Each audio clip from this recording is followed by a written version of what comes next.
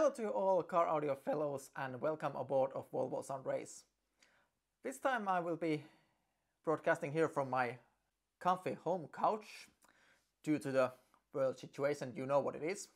And this episode I will be checking out my new Brax DSP and trying to figure out why maybe this might be the best DSP in the world. Let's find it out.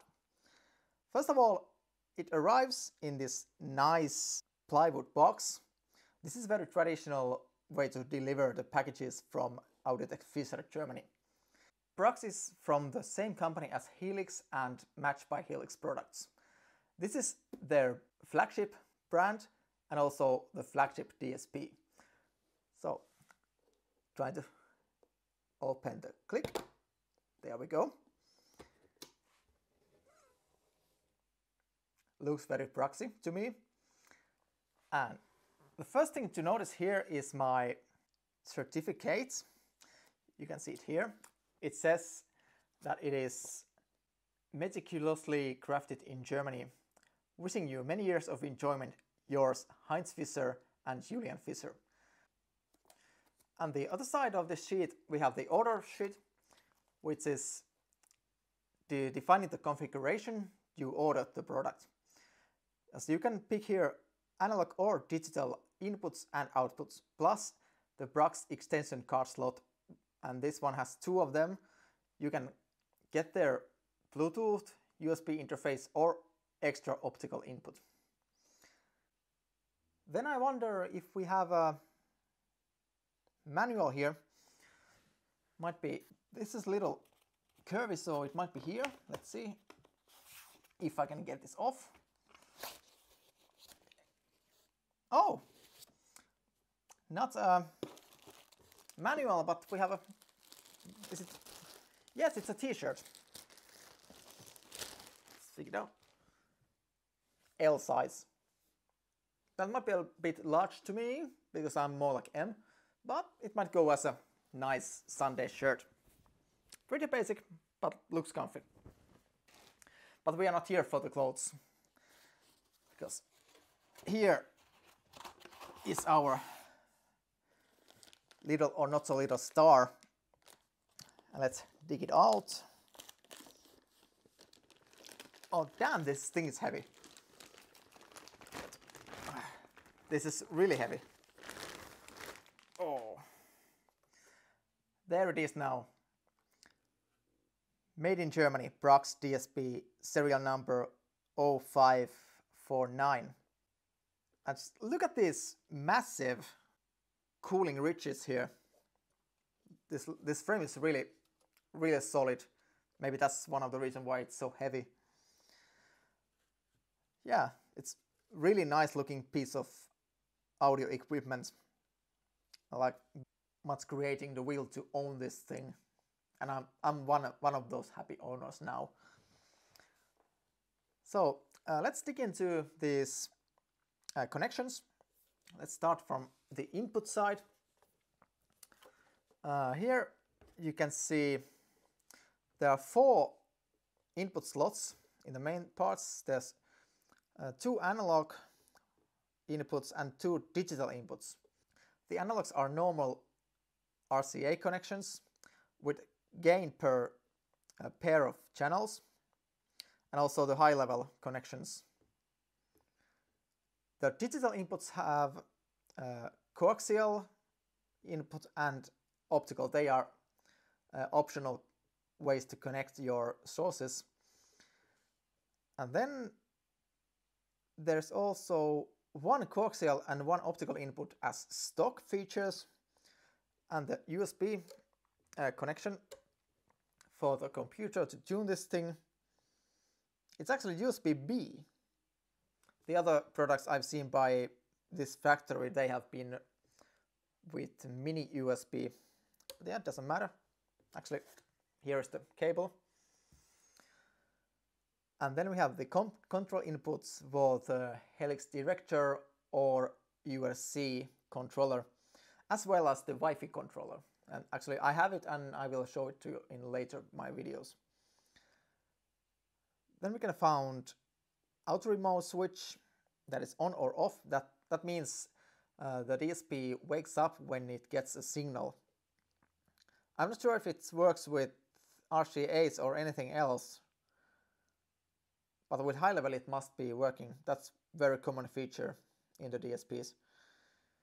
Then we have the ground mode switch, which is you can connect the ground ISO or through a 200 ohms resistor, which works the best for you and if there's no whining and etc. This is something worth trying if you have some troubles.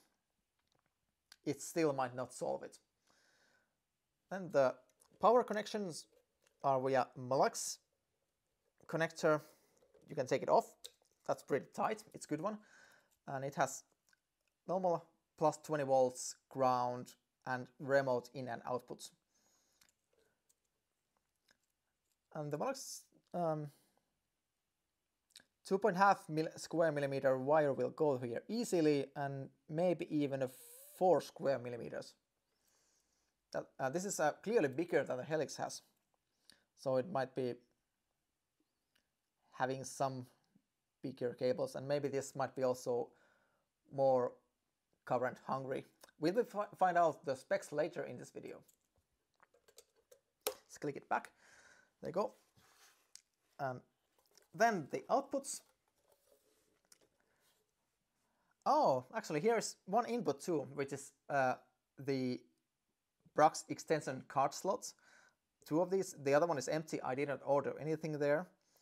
So here I have the USB audio, which you can put a signal from any USB driven devices that has their own playing software. For example, your mobile phone or tablet. It doesn't support USB memories though. Then it says one link output. That might, hold on. What is here? Ah yeah, it's an Ethernet connection to link this DSP. So maybe, I think it must be that you can link 2 of these DSPs together if you feel you don't have enough channels. And then it has one RCA connector, but that might be coaxial because there's only one. Gotta figure it out also if we find the manual in the internet, and I'm sure it can be found there. I'll leave the link down below here so you can check it out by your own. I may need it too. And then we get in the actual outputs. This one is ordered with 4 pairs of digital outputs and 2 pairs of analog. And the digital outputs are bicoaxial or via optical toslink. And those are optional, so you can't use them simultaneously. So it leaves me a little bit to play around which kind of amplifier I can use. One of my amplifiers now has the optical input, so I can use 2 channels for it. Without it, I need to use the RCA cables. And in the future, I may be able to use even the coaxials. Actually here, in the bottom, you can see the layout for all these modules, which are like optional. Oh, here I can see the markings for the channels. I haven't noticed that before. So that makes it easier to connect it properly because you don't see the markings here. So otherwise it says the production date 13th of March 2020 and produced by, there's a sign, I don't know which one that is, and also it has the sign by Julian Fischer, the CEO of Audiotech Fischer. That's a nice feature to have in a DSP, and so this brings you the feeling that this really is a quality product that the manufacturer is very proud of.